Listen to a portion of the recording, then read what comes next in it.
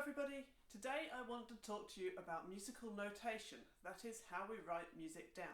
And the reason I want to do this is because I come across a lot of grown-ups who say that they wish that they'd learned to read music when they were younger and that they find it really difficult. And I think maybe there's a little bit of an air of mystery around it. People think that it's really difficult and really complicated and a bit of a specialist thing. So what I want to just do today is to give you a really brief outline of the logic behind how we write music down and just make it maybe a little bit more approachable for you. So you're not going to end up, by the end of this 10 minutes, able to read a symphony, but you might be able to look at it and to be able to pick apart which notes are longer than others, which notes are higher than others, and so on and so forth. Now to do this, what I'm going to do is I'm going to use, very old-fashioned of me, pen and paper. So I shall set the camera up so it's looking over my shoulder at the table, and what you'll see most of this video is my hands writing on the paper. So there are two variables we need to look at when we notate music. One is the pitch, whether the notes are high or low, going up or going down, and the other is rhythm, whether the notes are longer or shorter, and time, and how the rhythm is going to fit together. So we're going to look at pitch first, up and down. And I've got here a set of bells for you to have a look at. These are the kind of thing you might find in the classroom, and you might be able to see that they've got letter names on them. So down this end we've got C, which is also labelled 1, then D, 2, E, 3, F, 4, G, 5, A, 6, B, 7, and C again as 8. So 8 notes apart, we get back to the same letter. So that plays a basic scale.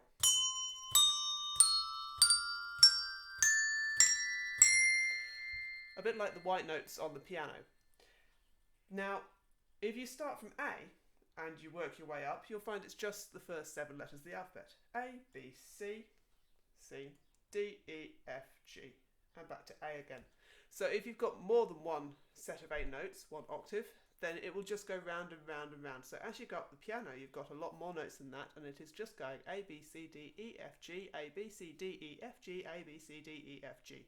Only the 7 letters are used. Nice and simple. So if I wanted on my piece of paper to write a low note, I'd probably put it down here at the bottom. And if I wanted to write a high note, I'd probably put it up here at the top. So maybe let's make that the bottom C, and we'll make this one the top C. And then we could fill in the gap going up,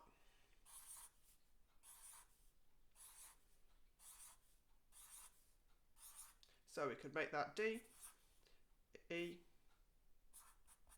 F, G, A, B, C. And very early notation, that is literally all they did. They did things that went up and down. But the problem with that is that unless I tell you that's D, it looks the same as all the others.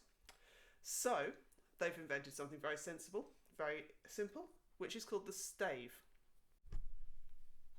This is my stave. It is literally just 5 lines parallel, and that way we can see where the notes are going. To make this really effective, we need one more thing, and it's called a clef. This is a treble clef. It looks like this, and I'm sure you've seen them before, even if you don't know what they are. This is called a G clef because in the middle of it here is the note G. So this clef tells us that this here is the line where we're going to put our G. There are other kinds of clefs. There's also a C clef and an F clef.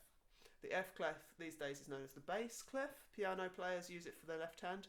The C clef is a bit more unusual, but it is used by viola players and brass players, for example. So if that's G, where's my G? There it is. Then the next note down is F. We'll go in the space just below. So with G, the line's going through the note. With F, it's in the space. I've not left myself a lot of space here. E is going to be there. D is going to be there. And then going up, A in the space, B with the line going through it, C in the next space. What would happen next? We'll have another D and another E and another F, and so on. What I didn't leave myself enough space for there was to show you what happens when you run out of lines on the stave. So we got as far down as D, and we need a C below that. And to do that, we just add a line. And you can add as many lines as you like. So up and down, just with your letter names. C, D, E, F, G, A, B, C.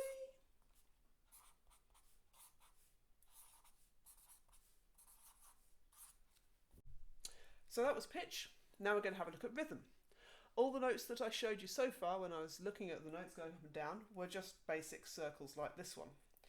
That is one of the kinds of notes that we can use, but if you look at some music you'll find lots of other symbols on the stave, the 5 lines as well. This is known in America and in Europe as a whole note.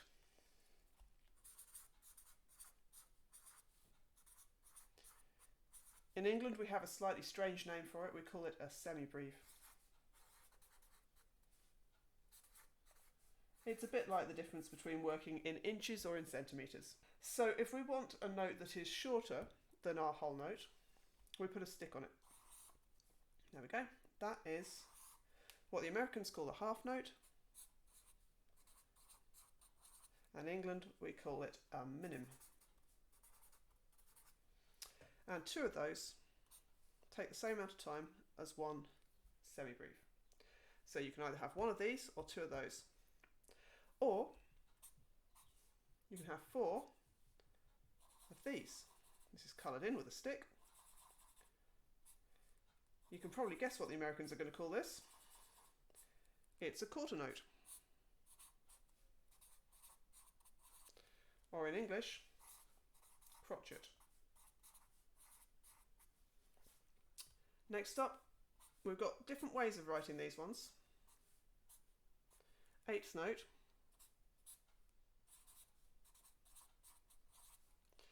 They might be joined together with a line like that, or they might have little tails if they're separate, and they might be joined together in different groups, so you can have all 4 joined together like that. And if you want to make it even smaller, this is as far as I'm going to go, but the system can be extended as far as you like. I won't draw all of them or we'll be here all day. But you just add another line or another tail. Oh, I forgot to give these a name. In English these are quavers and these are semi-quavers.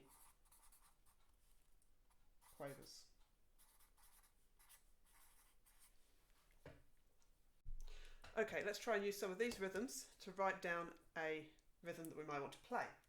How about this one? This is a very well-known pattern. It goes. So, we've got, I'm going to start with a minim, and then I've got 2 that are twice as fast. So dum, da, da, dum, dum, and then I'm going to need a rest, a gap, and then another 2 of these.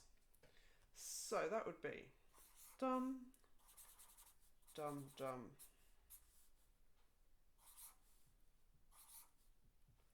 And then a rest is just a little rectangle like that, and another 2. So that says dum, da, da, dum, dum, rest, dum, dum.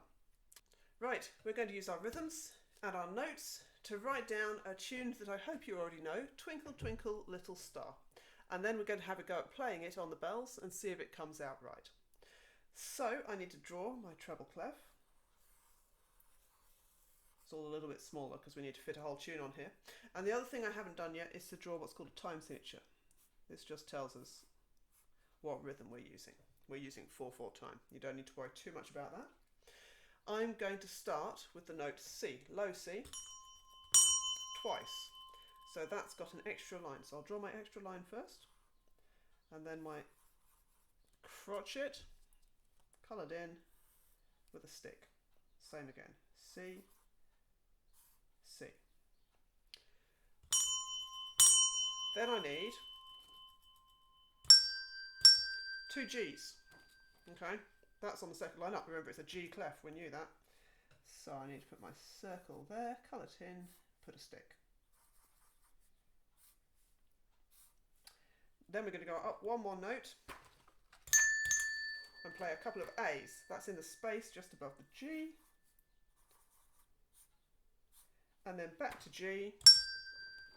And that note is a bit longer, so I'm going to make it a white note because it's twice as long.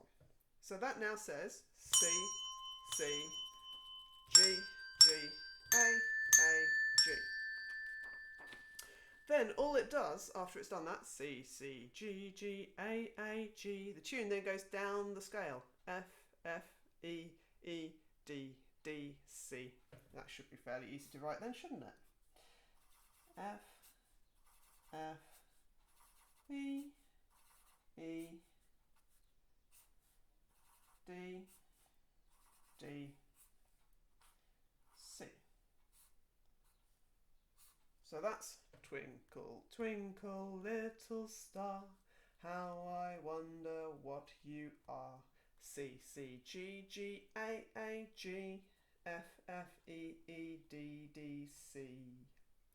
Then what's going to happen next? We're going to go back to and go down the scale from there. G, G, G, F, F, E, E, D. Okay, new treble clef. G. On the line where the treble clef went, 2 of those, 2 in the next space down for the Fs, 2 E's on the next line, and a longer D. Same again, G, G, F, F, E, E, D, and then all you need to do to finish the tune actually is to go back and play the first line again. So I won't write it out down here, we'll read it from up there. There's a way of writing that. We put D, C, Al, Fine. That's a musician's way of saying go back to the beginning and play until you get to the word Fine, the end. So we're going to play the first line, then the second line, and then the first line again. Right, I'll put that on there, and I'll give you a bit of a performance of it, starting with 2 C's, G's, A's, G's. Now F, E, D, C. Second line starts on G.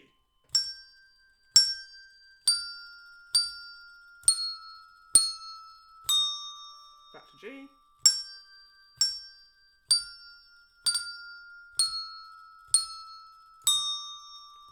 C.